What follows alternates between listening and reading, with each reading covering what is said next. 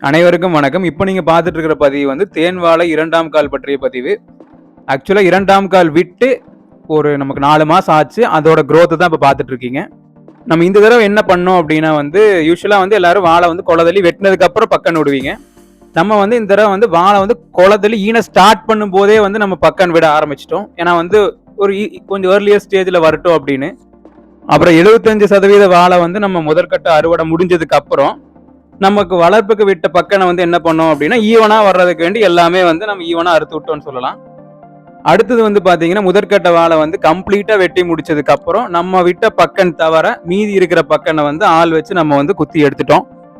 நம்ம 2ஆம் கால் விட்டதுக்கான மெயின் காரணம் அப்படின்னா வந்து நம்ம செலவை குறைக்கிறதுக்கு தான். நம்ம போன வீடியோ ஒன்று அப்லோட் பண்ணியிருப்போம், என்ன கத்துக்கிட்டோம் தேன் வாழையில முதல் ஹார்வெஸ்ட்ல இருந்து அப்படின்னு. அதுல ஒரு பாயிண்ட் பத்தி பேசியிருப்போம், வந்து நம்ம வந்து காஸ்ட் கட்டிங் அப்படின்னு ஒரு பாயிண்ட் பேசியிருப்போம். ஏன்னா வந்து இனிஷியலா வந்து இந்த ஃபீல்டு வந்து புது ஃபீல்டு, நம்ம ரெடி பண்றதுக்கு வந்து ஒரு 7 to 8 டிராக்டர் சாணிக்கு போய் அடிச்சிருப்போம். அது வந்து பாத்தீங்க அப்படின்னா வந்து நமக்கு ஒரு மேஜரான ஒரு செலவா, ஒரு மிகப்பெரிய செலவா இருக்கு அப்படின்னு சொல்லலாம். ஸோ அதை வந்து நம்ம ஒரு நியூட்ரல் பண்ணணும் அப்படின்னா நம்ம வந்து 2ஆம் கால் 3ஆம் கால் விட்டு தான் ஆகணும்.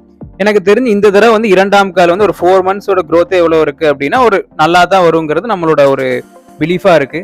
சரிப்பா அது இருக்கட்டும், இதுக்கு என்ன உரம் கொடுத்தீங்க அப்படின்னு நீங்க வந்து அடுத்த கேள்வி உங்க மனசுல இருக்க கேள்விக்கான பதில் என்னன்னா, ஒவ்வொரு வாழைக்கும் வந்து சுமார் வேர்ல இருந்து 1 அடி தள்ளி குழி எடுத்துட்டு என்னென்ன கொடுத்தோம் அப்படின்னா வந்து முதல் வந்து ஆட்டு எரு வந்து 3 கிலோ, இரண்டாவது வந்து மண்புழு உரம் வந்து 1 கிலோ, மூன்றாவது ராக் பாஸ்பேட் வந்து 1 கைப்பிடி, நான்காவது பயோ பொட்டாஸ் வந்து 1 கைப்பிடி. இது இப்ப சொன்ன விகிதத்துல ஒவ்வொரு வாழைக்கும் வந்து நம்ம குழி எடுத்து வச்சிருப்போம்.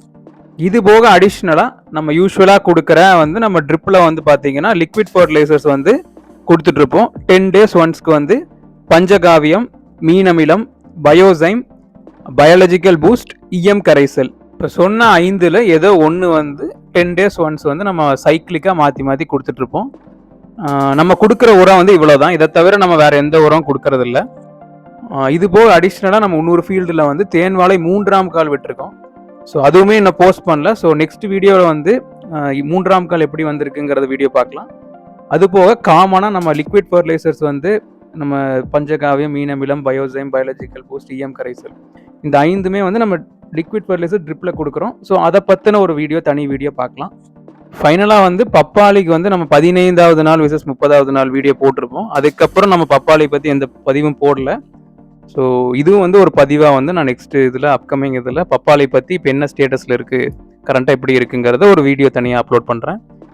விவசாயம் பற்றிய வந்து உங்களுக்கு இது மாதிரி அப்டேட்ஸ் வேணும் அப்படின்னா சேனலை கண்டிப்பாக சப்ஸ்கிரைப் பண்ணுங்கள்.